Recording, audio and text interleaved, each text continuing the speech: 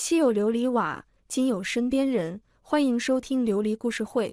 大学毕业之后找不到工作，我爸把我安排进了亲戚家的精神病院做护工。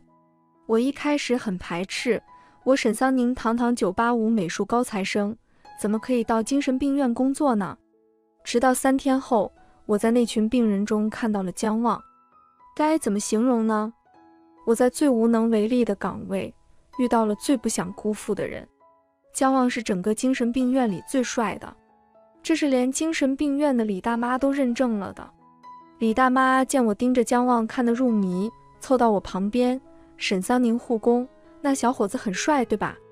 我吓了一跳，李大妈是精神病院的病人，在这里住了7、8年了，同事跟我说她每次月圆之夜都会发病，可怕得很。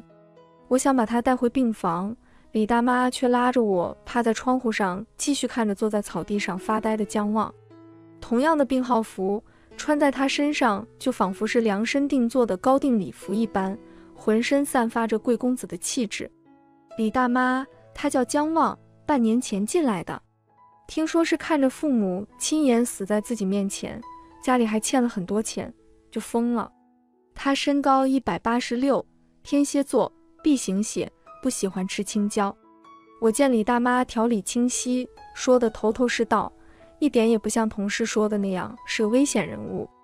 我就问她，李大妈，你这挺清醒的呀，你是因为什么原因来这里的？李大妈很不屑地嗤了一声，众人笑我太疯癫，我笑众人看不穿，阿姨那是为爱所困，他们太俗，理解不了。后面我去找了资料，明白了李大妈的意思。李大妈年轻时也是个富婆，但是贪图美色，跟3个男模谈恋爱，被骗得精光，最后还看着小男友跟自家小保姆私奔了。于是她就疯了。不到月圆之夜，李大妈都蛮正常，她时常跟我趴在2楼窗户边，看着在兰花楹树下看书的姜望。我好奇姜望在看什么书，假装路过。他在看《百年孤独》，看着很深奥，但再走近一看，他的书拿反了。我嘴角一抽，我回了房子里，在出来的时候拿了一本新书。我走到他面前，从他手里抽走了那本拿反了的《百年孤独》，把自己手里那本恐龙百科全书塞到他手里。我对他露出甜美一笑，这一本更适合你哦。他穿着条纹病号服，皮肤是病态的白，整个人也很消瘦，可那张脸比童话书里的吸血鬼还要漂亮。他那双深邃却没有任何情绪的眸子看向我，我的心跳漏了半拍。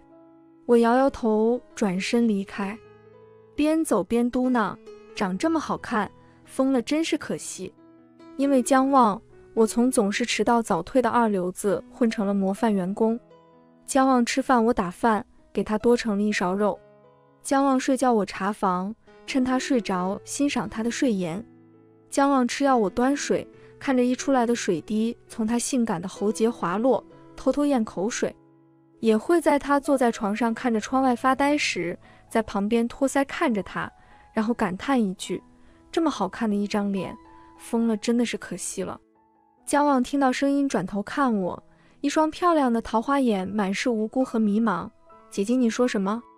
姜望的病情是他只保留了5岁之前的记忆，一举一动都像是个小孩子。我捧着脸对他笑成一朵菊花，我在说阿望你长得好看啊。他哦了一声，冲我笑了笑，姐姐你更好看，然后转头继续看着窗外发呆。虽然姜望很好看，但他发起病来的确是不好对付。他会不定时发狂，然后砸东西。那天我还在外面陪李大妈散步，院里就响起了警报声。我安抚好李大姐之后跑了过去，就看见好几个护工堵在杂物间门口，而姜望正在立马发狂砸东西。护工里有新人，看到这幅场景好像是吓懵了，站在门口不知所措。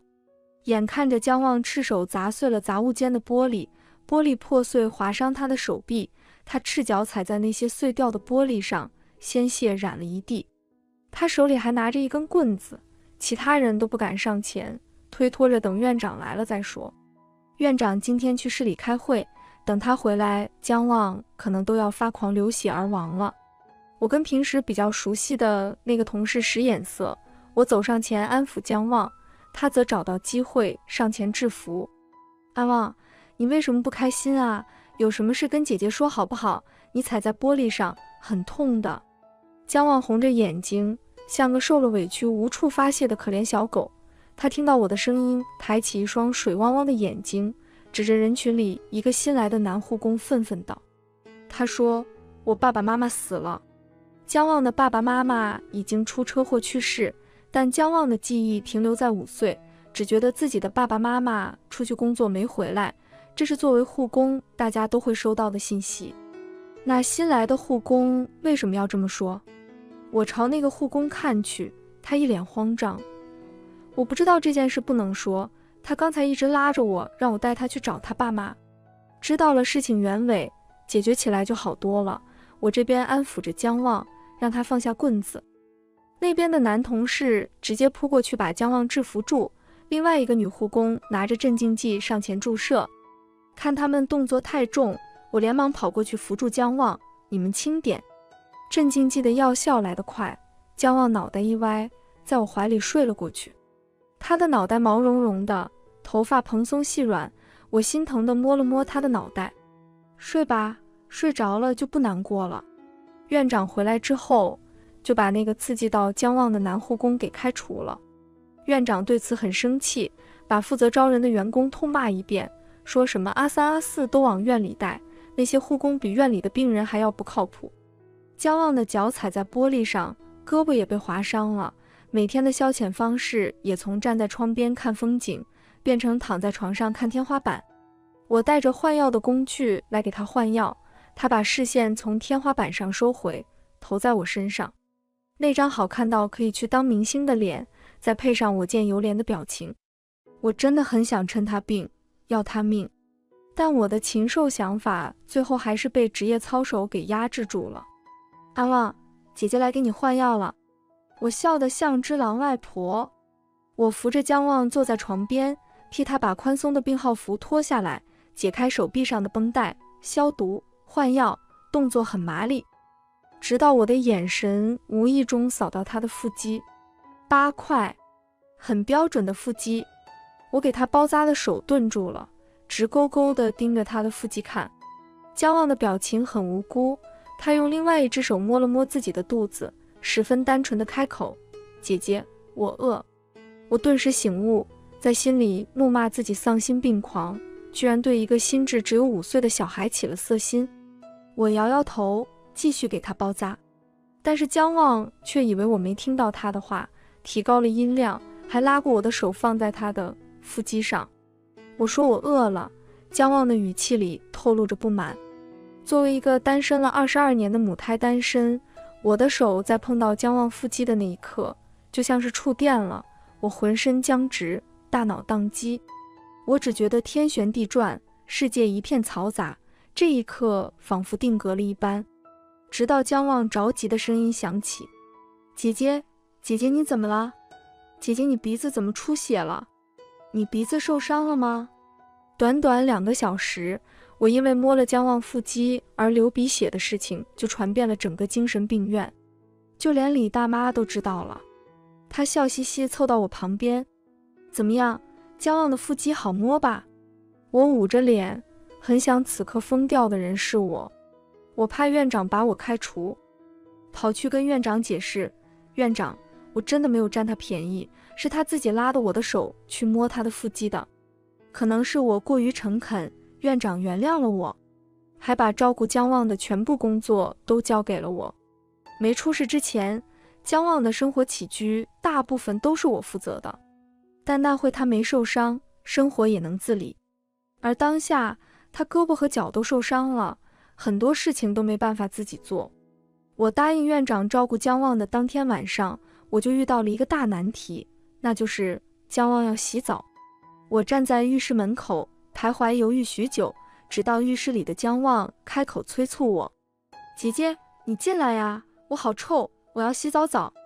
我心一横，不就是帮心智只有5岁的他洗澡吗？我推开门，笑得像青楼的常客一般。姐姐来啦！姜望有一只脚受伤比较严重，他只能单脚站着，另外一个胳膊也还缠着纱布。我进去的时候，他正像个小孩一样，单手着急地去解自己衣服的扣子。看见我进来，他抬起一双湿漉漉的大眼睛看着我。姐姐，解不开。他自己打开了淋浴喷头，头发被打湿，病号服领口的2颗扣子已经被打开，露出漂亮的锁骨和若隐若现的胸肌，看起来真是香艳十足啊！我好不容易坚定了把他当成5岁小孩的决心，现在被他的胸肌挨个击垮。谁家5岁小孩有8块腹肌呀？这么完美的身体，这么无辜的眼神，真的分分钟挑战我的理智，让我很想把他欺负到哭。偏偏心智只有5岁的姜望还看不出我的歪心思，把我的手拉过去按在自己的领口上。姐姐，解开！我当然是巴不得把它脱光了。我笑得极度猥琐。好，姐姐帮你解开。姜望身高185，比我高了整整1个脑袋。我低着头给他解开扣子，忍不住发出啧啧的感叹声。等我帮他把扣子全部打开，抬头伸手要把他的衣服脱下来的时候，不知道是不是我的错觉，看到了姜望脸上一闪而过的笑意。那不像是平时的他能做出来的表情，那个笑容好像是个正常的成年人，精明，含有深意。但下一刻，他又眯起眼睛对我露出甜甜的笑。谢谢姐姐。他转过身，单手撑在墙上，用背部对着我。姐姐，背后痒痒。我用眼神把他上下打量了一番，在看到他屁股的那一刻绷不住了。这屁股怎么能这么翘？我好不容易压着兽性给姜望洗好澡，给他擦干净身上的水珠时，他指着旁边的2件换洗衣服问我：姐姐，我要穿哪件呀？我又偷偷瞄了瞄他的腹肌，虽然他只有5岁心智，但毕竟男女有别，我只给他洗了上半身和他的腿，隐私部位他自己洗。此刻他穿了一条宽松的家居裤，露出完美的上半身。我轻咳一声，那什么，不穿也可以。我心虚抬头对上姜望的眼神，总觉得他眼里的笑不像是一个5岁小孩该有的。但我刚准备怀疑，他又歪着脑袋对我露出甜甜一笑，听姐姐的，然后光着膀子就要单脚蹦出浴室，吓得我赶紧把他给拉了回来。姜望单脚着地站不稳，我一拉，他整个身子都失去重心往我这边倒来。我张开双臂抱住他，下一刻我的脸贴在了他滚烫的胸肌上，我又流鼻血了。姜望受伤之后，连晒太阳遛弯的消遣都没了。我在玩手机的时候，总会想到他一个人孤零零地盯着窗外看，可怜得很。于是我回家，把我小侄子的恐龙百科全套都拿了过来。小侄子平时都在玩 iPad， 这些书根本就不会看，但小孩子的占有欲就是强，看见我要把书带走，直接撒泼打滚。我晓之以理，动之以情，宝宝，你很幸福，有 iPad， 有电视看蜡笔小新，有爸爸妈妈，有爱你的姑姑我。可是有的小朋友很可怜，爸爸妈妈都去世了，没有人陪，还没有 iPad 玩。这种情况下，姑姑把你的恐龙百科全书拿去给他看，是不是一件很好的事？小侄子到底是小屁孩，被我感动得稀里哗啦的，还拿出自己珍藏的小蛋卷，呜呜，他好可怜，姑姑你帮我把小蛋卷给他。小蛋卷吗？我在路上吃完了。恐龙百科全书我全部送到了姜望的手里。我把整套恐龙百科全书放在床上，他茫然抬头看我，似乎不太理解为什么会突然有礼物。我想起之前查房的时候，他坐在黑暗里，看着窗外的孤单背影，我突然好心疼他。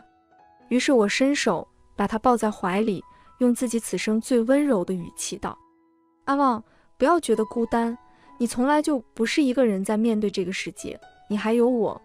我感觉到姜望的身子僵了一下，然后他慢慢放松，把脑袋枕在我的肩膀上，温热的气息喷洒在我的耳垂上。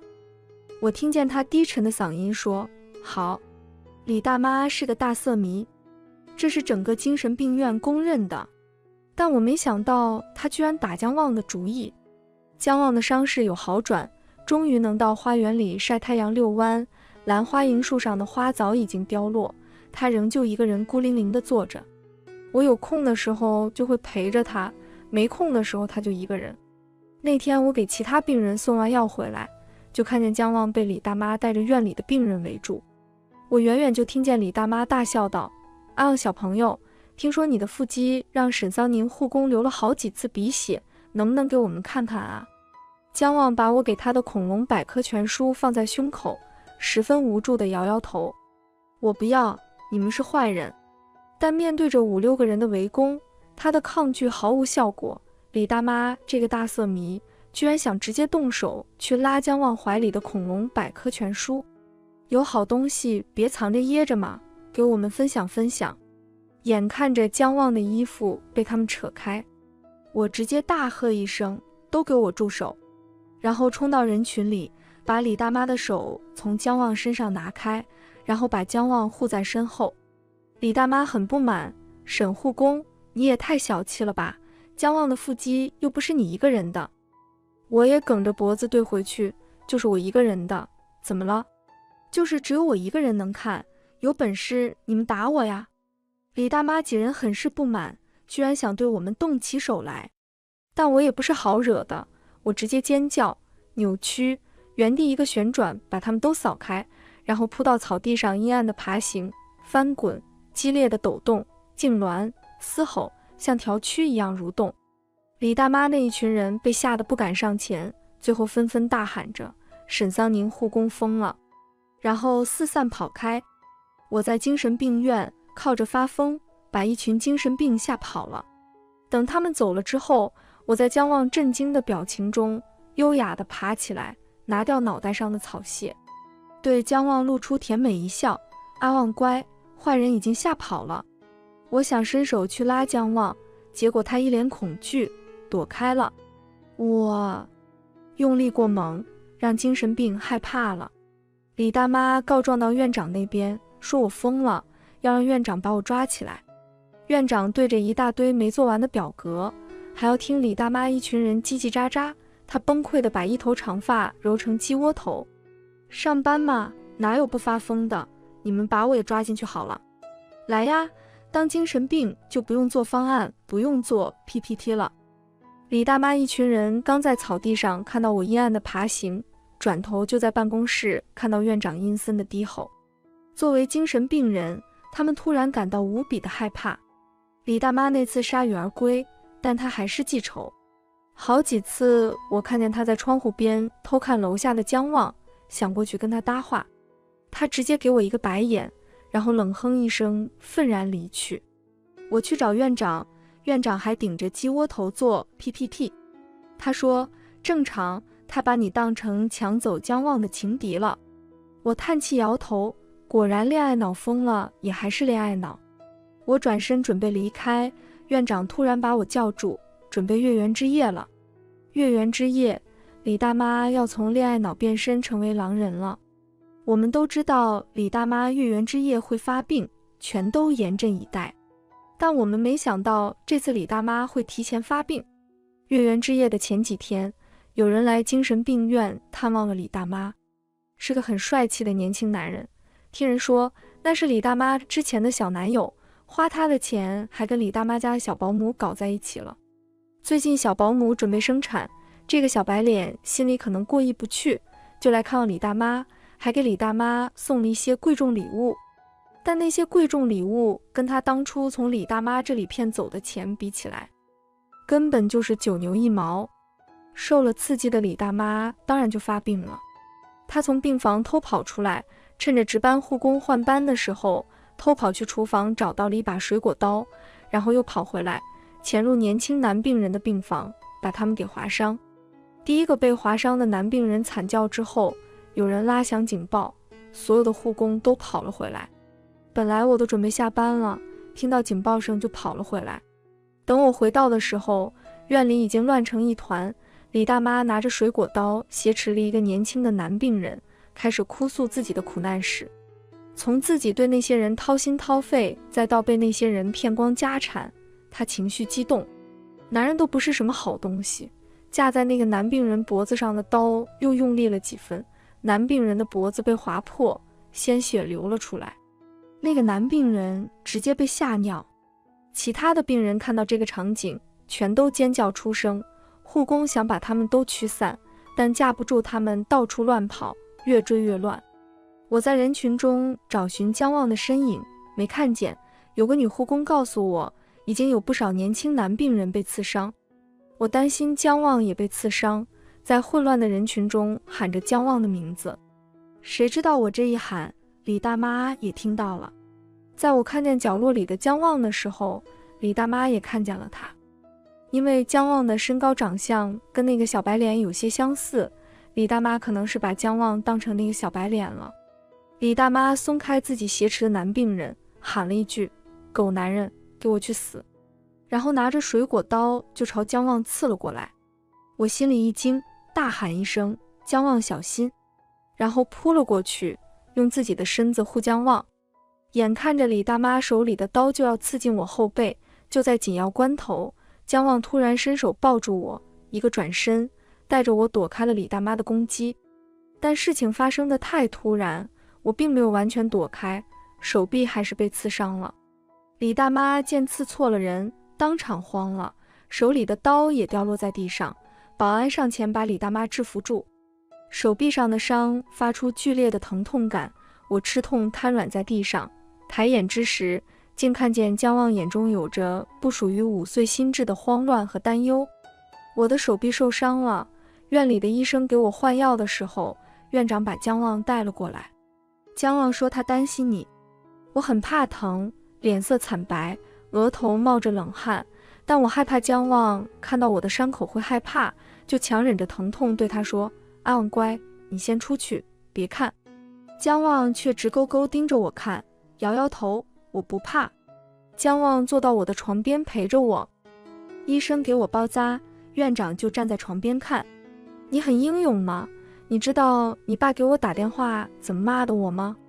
你只是一个临时工，你要是因公殉职，我得赔多少钱？院长刀子嘴豆腐心，我明白他的良苦用心。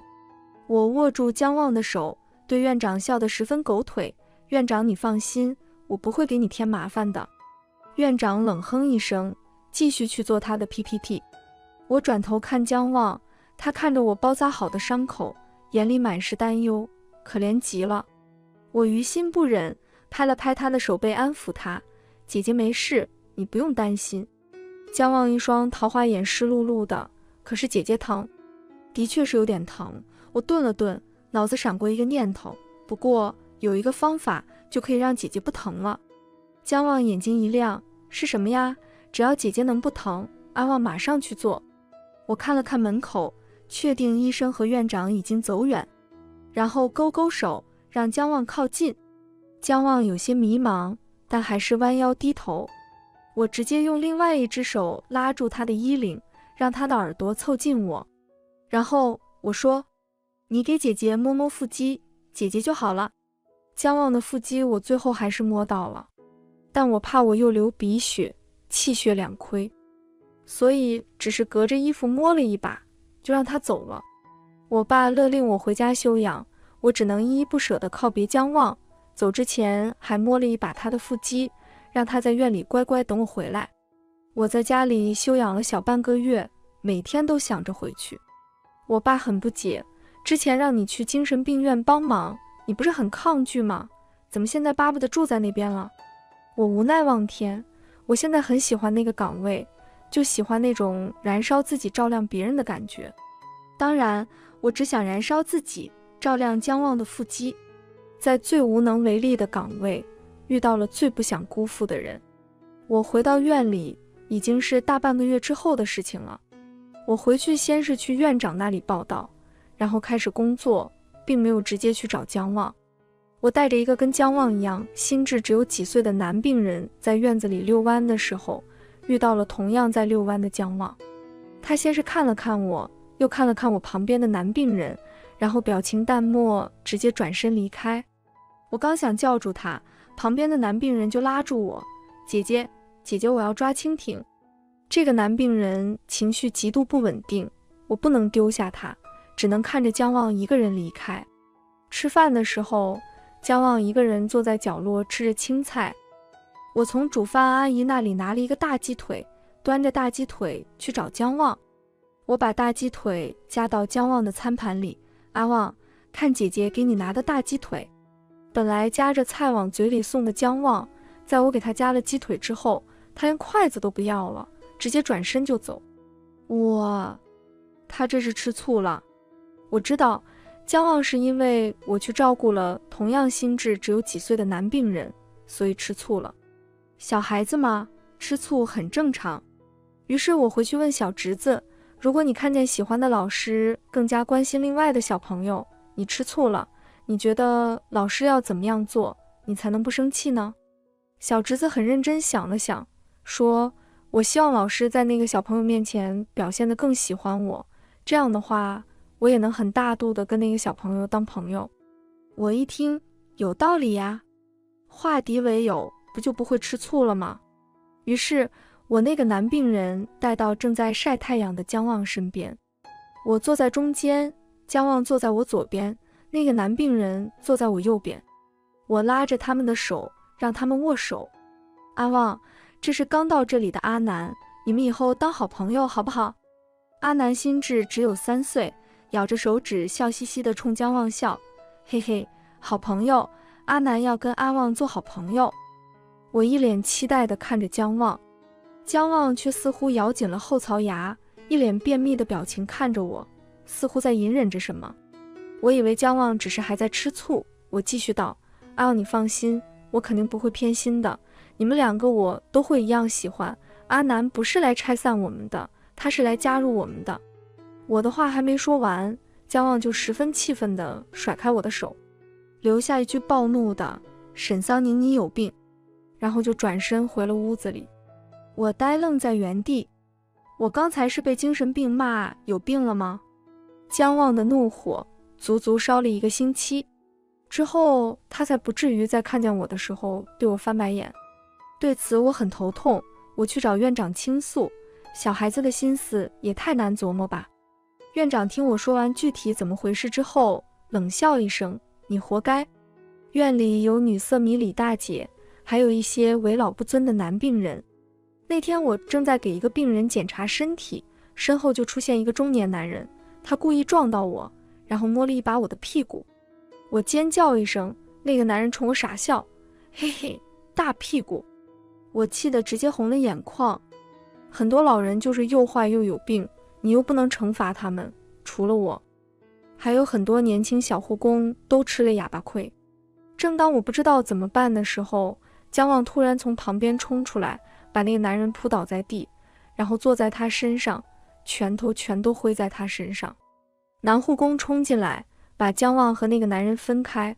慌乱中，我跟打红了眼的姜旺四目相对，我的心咯噔了一下，意外发现我对姜旺的特殊照顾似乎跟其他病人不太一样。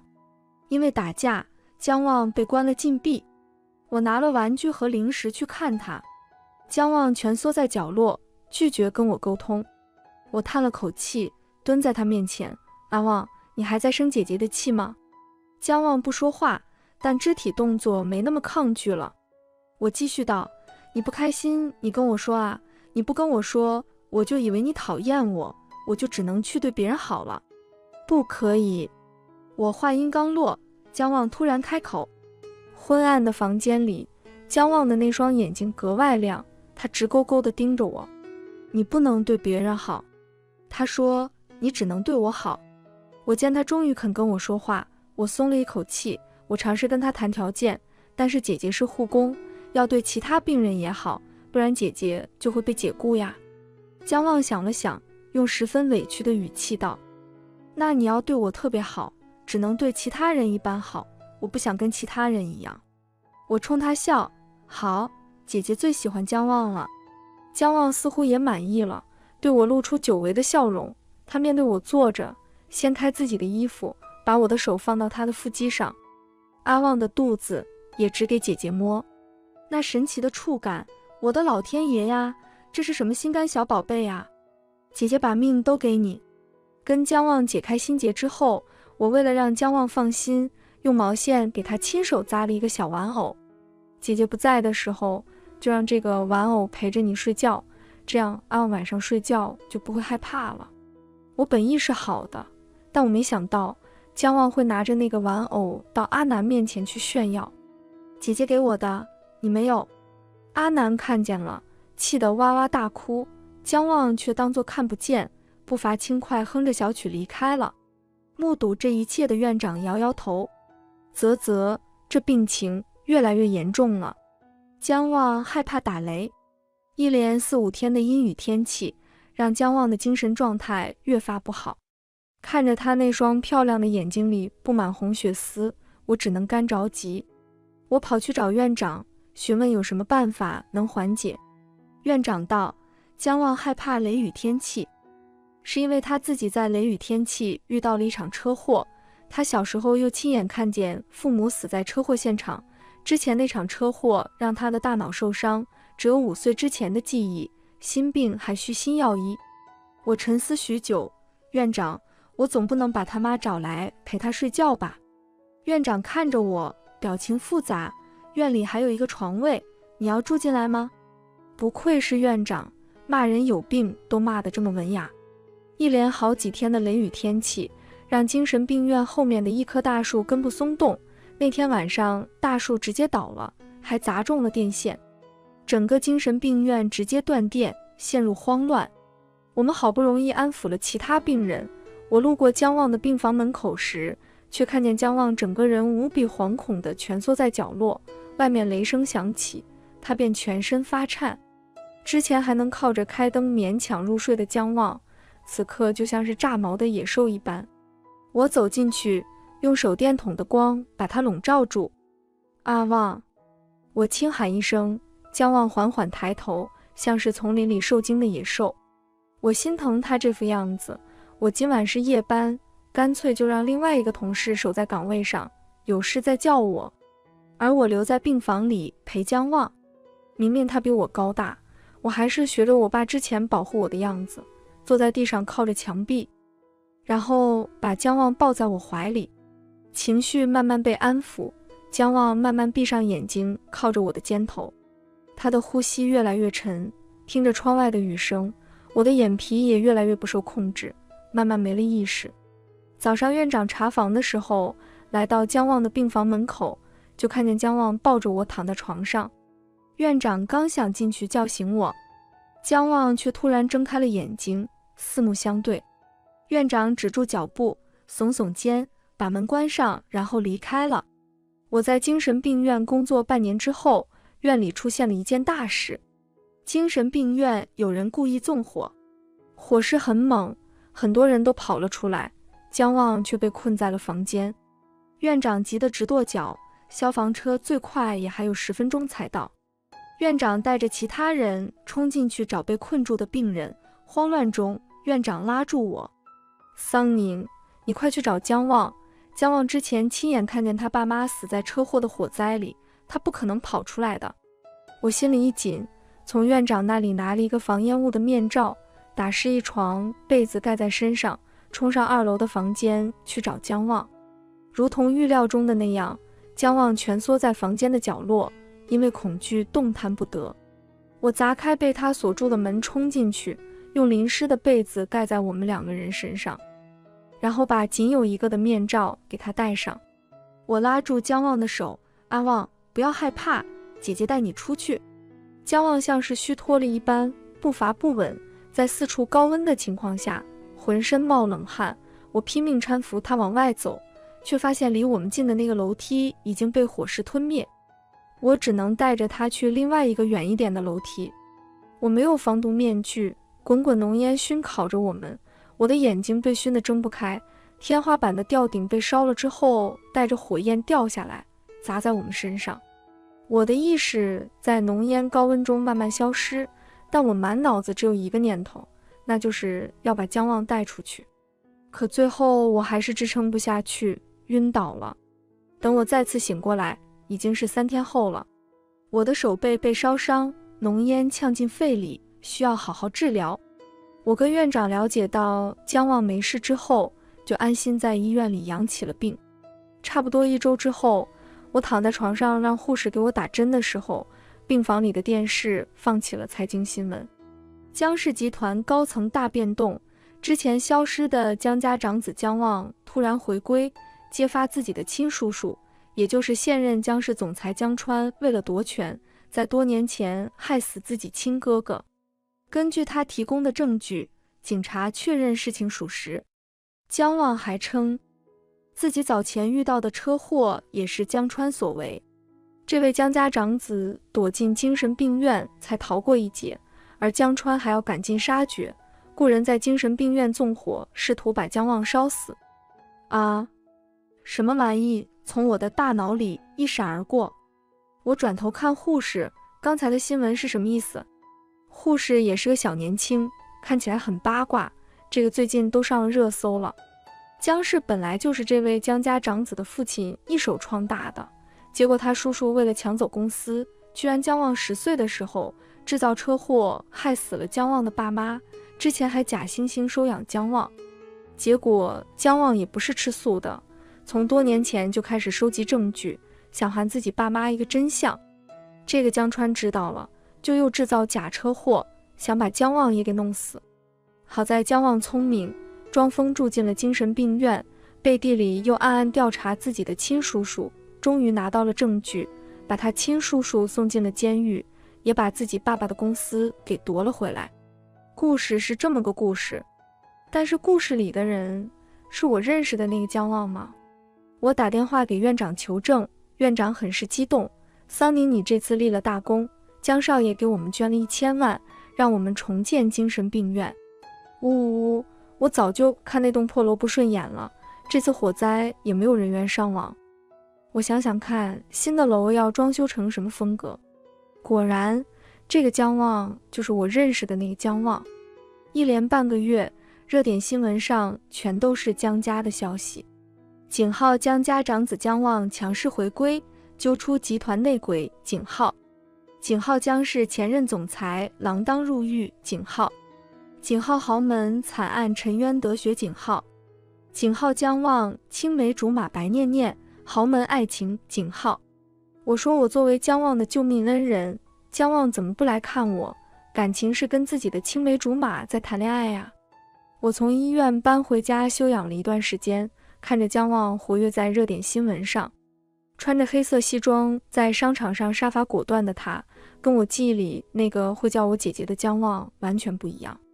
在看到他和白念念的桃色新闻时，我也觉得胸口就像是堵了一团棉花一般，酸酸涩涩吐不出来，又咽不下去。我还从院长那里听说，姜望夺回公司之后，报复了所有被刺过自己的人。我一听，心里一凉。在精神病院的那几个月，我趁着姜望疯，占了他那么多便宜，我摸过他腹肌，还偷偷捏过他的屁股，还骗他说洗完澡之后不可以穿衣服。更过分的是，我还逼他跳在花园里挖呀挖呀挖的舞蹈给我看。这么骄傲的复仇使者，一定觉得我对他做的那些事很屈辱吧？估计再过不久就报复到我身上了。我觉得我要赶紧跑路。在精神病院工作的时候，我就申请过国外的美术学院。我出院之后没多久，就收到了一所心仪学校的 offer。我跟家里人商量好之后，连忙收拾东西跑路了。但我刚被家里人送到机场，还没来得及坐上飞机，就被姜望叫人绑走了。我被绑到一栋高档别墅里，把我绑来的人当着我的面接了一个电话。姜望的声音从另外一边传来，十分冷酷无情。给他绑好了，他这个变态什么方法都想得出来，别让他跑了。我被人用床单包成了粽子，我等得快睡着了，姜望才出现在我面前。我像个粽子一样被人绑在床上，姜望穿着手工制的合身黑西装，坐到椅子上，像是在欣赏自己的猎物一般，上下打量着我。这个眼神跟我认识的阿旺完全不一样。妈妈，我害怕。姜望看着我一副要哭了的样子，突然就笑了。怎么害怕了？他单手撑着脑袋，好整以暇地看着我。之前忽悠我对我动手动脚的时候，不是挺大胆的吗？识时务者为俊杰，大丈夫能屈能伸。哪怕被绑着，我还是对他献上了我最诚恳的歉意。我错了，我不该趁着你疯骗你摸腹肌，不该摸你的屁股。您大人有大量，就放过我吧。我越求救，姜望的变态心理就越发得到满足。他的笑容更盛，在我看来却处处透着不怀好意。我装疯进精神病院就是为了躲外面的变态，没想到遇到了你这个更大的变态。他道：放过你？那是不可能的。我见他语气坚决，叛逆心理被激发出来了，脖子一梗，硬气道：你想对我做什么？要杀要剐，给我个痛快的。姜望站起身，慢慢朝我靠近，他伸手解开了绑住我的床单，修长的手指捏住我的下巴，然后慢慢靠近，在鼻尖离我只有不到1厘米的地方停下。他笑得蛊惑，一双桃花眼倒映的全是我的样子。他说：我当然是想要把姐姐永远留在我身边了。我一愣，而后反应过来，绿茶男居然用气泡音。姜望给我松了绑，好吃好喝给我供着。我这才发现，这栋别墅里放满了我尺寸的衣服鞋子，还有各种包包首饰。我起初十分不屑，这是你给你青梅竹马准备的。姜望的视线落在我的胸上，这个尺寸的衣服只有你能穿得上了。还有，我跟白念念只是朋友，她有男朋友。还拐着弯说我胸小。我哼了一声，对回去，你要是这么说的话，那我也说实话了，你的腹肌一点也不好摸，胸肌也不像外国型男那样有胸毛，一点也不性感。果然，姜望的脸当场就绿了。对于我受伤1个多月他都不来找我的事情，他也解释清楚了。我刚回到那个位置，还不知道潜在的危险有多少。我要是来找你，我那叔叔心狠手辣，为达目的不择手段，肯定会来找你的麻烦。我虽然没有来找你，但你的医药费，你住的 VIP 病房都是我找人安排的，我还派了2个保镖去你病房门口轮流守着你。我一个机灵，我门口那2个1.8米的男人是你找来的？姜望点头。我无奈扶额，我就说我对他们吹口哨的时候，他们怎么不搭理我呢？我在姜望的别墅里住了3天，姜望早出晚归，但晚上都会回来陪我吃饭。第4天，我终于忍不住了。吃饭的时候，我跟他提出，你能不能不要关着我了？姜望抬头，为什么？姐姐不喜欢跟我待在一起。这不是两码事。他一无辜地看着我，我的心就乱了。我避开他的视线，我一直都想去国外留学，这次好不容易拿到 offer， 你不能阻止我呀。姜望沉思片刻，那我能经常去看你吗？当然可以。那你也能回来看我吗？我想了想，只要你给我报销路费。那你可以以我女朋友的身份出国吗？姜望一脸认真地看着我，我对你很不放心，万一你出国了又对国外的帅哥吹口哨，我怎么办？我嘴角一抽，果然他知道我对他安排的保镖吹口哨这件事。看着姜望的眸子，我拍拍胸口保证道，我答应你，我也发誓，我绝对不会对国外的帅哥吹口哨。3天后，我捂着腰以姜望女朋友的身份坐上了飞往国外的飞机。我在国外进修3年，除非有其他安排，不然姜望每个月都会飞过来找我。在某天圣诞节，我跟他淋了一场雪，回到家洗了热水澡，一番温存之后，我躺在他怀里，突然好奇，你是从什么时候开始喜欢我的？姜望抱着我，用下巴蹭了蹭我的头顶，大概是从你把你小侄子的恐龙百科偷来给我的时候吧。我不满地给了他一拳，那不叫偷。姜望低笑一声，好好好，不算偷。停顿半晌，他又道，一开始我只是觉得你好玩，想逗逗你，但那次李大妈要拿刀刺我，你冲出来保护我，我就开始觉得你跟其他人不一样。我问他，那你是因为我就你才喜欢我的？救我的人很多。他顿了顿，但像你这么好色的，真没有。3年后，我学成归来，以新人的名义给江氏集团投了简历。江望的助理把我的资料送到江望面前，总裁夫人，他来应聘了。